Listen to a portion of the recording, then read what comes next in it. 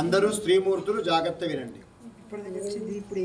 భారతదేశంలో ఎన్నో దీక్షలు ఉన్నాయి.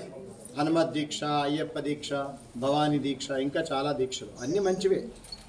ఈ రామదీక్ష ఎందుకు వచ్చిందంటే ఈ రామదీక్ష ఆడవాళ్ళు కూడా వేసుకోవచ్చు. మీరందరు తల్లులు 14 రోజులు మీ యొక్క వ్యవహారం పూర్తయిన తర్వాత 14 రోజులు దీక్ష తీసుకోవచ్చు. ఈ దీక్ష తీసుకుని ఏం చేయాలా? రాముడు మనకు 2 విషయాల్లో చాలా ఆదర్శం. ఒకటి, లంక గెలిచిన తర్వాత ఆయన చెప్పారు, ఏం చెప్పారు? నాకు స్వర్ణ లంకతో పని లేదు, నా యొక్క జన్మభూమి అయోధ్య లేదా భారతదేశం నాకు స్వర్గంతో సమానం అని చెప్పారు. జననీ జన్మభూమిశ్చ స్వర్గాదిపి గరీయసి. రాముడు ఆ మాట అన్నాడు, ఇది భారతదేశం స్వర్గంతో సమానం, దీన్ని కాపాడుకోవాలన్నా వద్దా? గట్టి చెప్పండి. మరి మీరు మీ ఆస్తులు మాత్రం చూసుకుంటే దాన్ని కాపాడడానికి దేశం మిగలాలిగా. మీ పిల్లలు, మనవళ్ళు, మనవరాళ్ళు అది ఆస్తి అనుభవించడానికి మిగలాలిగా. మిగలాలంటే మీరు ఇప్పుడు నడుముకు కొంగు దోపుకున్నట్టు సిద్ధపడాలి. అర్థమైందా? ఒక దిక్కు మాట్లాడడానికి అస్సలు భయపడకుండా, ఒకవైపు ధర్మం వైపు మాట్లాడడానికి సిద్ధపడాలి. తల్లులు ఇంట్లో పిల్లలకు నేర్పండి. అర్థమైందా? రామదీక్ష వేసుకోండి, రాముడి మాట. రెండోది భరతుడి మాట. ఏమిటది?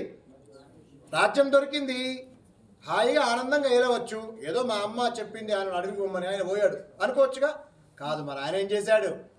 చక్కగా ఆయన పాదుకల్ని సింహాసనం పెట్టి తాను పక్కన కూర్చొని ఇదంతా రాముడిది అని స్పష్టంగా చెప్పాడు. మనమే అనుకుంటాం ఈ బిల్డింగ్ నాది, ఈ పొలం నాది, అర్థమైందా, ఈ బంగారు నగలు నావి, ఇలా అనుకొని అక్కడితో ఆగిపోతున్నాం తప్ప ఈ దేశం అంటూ ఉంటే, ఈ ధర్మం అంటూ ఉంటే ఇవన్నీ మిగులుతాయి అని మనం గట్టిగా అటువైపు ప్రయత్నం చేయాల్సిన తరుణం ఆసన్నమైంది. దానికి శుభసూచకంగా ఈ యొక్క రామ పాదుకలు బయలుదేరాయి. ఇప్పుడు అయోధ్య దాకా వెళ్తున్నాయి కదా, రేపు మళ్ళీ మన కామారెడ్డికి వస్తాయి. ఎప్పుడో భవిష్యత్తులో, ఎవరిని అంతే కదా, కామారెడ్డికి వస్తాయి. అప్పుడు ఘనంగా స్వాగతం పలుకుతాం. మీరందరూ దీక్షలో స్వాగతం పలకాలి. అప్పుడు ఎట్లా స్వాగతం పలకాలా? రామ దీక్షలో స్వాగతం పలకాల. ఎట్లా స్వాగతం పలకాలి?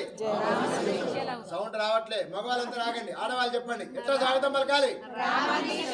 రామదీక్ష అంటే దేశాన్ని, ధర్మాన్ని కాపాడటం.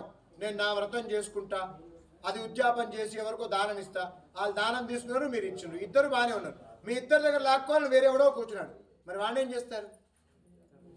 అవునా కాదా? కాబట్టి సిద్ధంగా ఉండండి. ఏదో అయ్యగారు చెప్తున్నారు, మేము వీడియో తీస్తున్నాం, ఏదో మజాక్ కింద ఇంకో వాళ్ళు ఫార్వర్డ్ చేస్తాం, వద్దు. ఇది గురువు మాట, అర్థం చేసుకున్నారా బాగుపడతారు. లేదంటే మొత్తం మునిగాక మాకు ఎవరు చెప్పలేదండి, చాలా తప్పు. అది చెప్పడానికి మాత్రమే గురువుగా ఇక్కడ ఉన్నాం, అంతేగాని మాకు పాద పూజలు చేయండి, మాకు దక్షిణ ఇవ్వండి, ఇది చెప్పడానికి కాదు. జై శ్రీరామ్. భారత్ మాతాకి జై.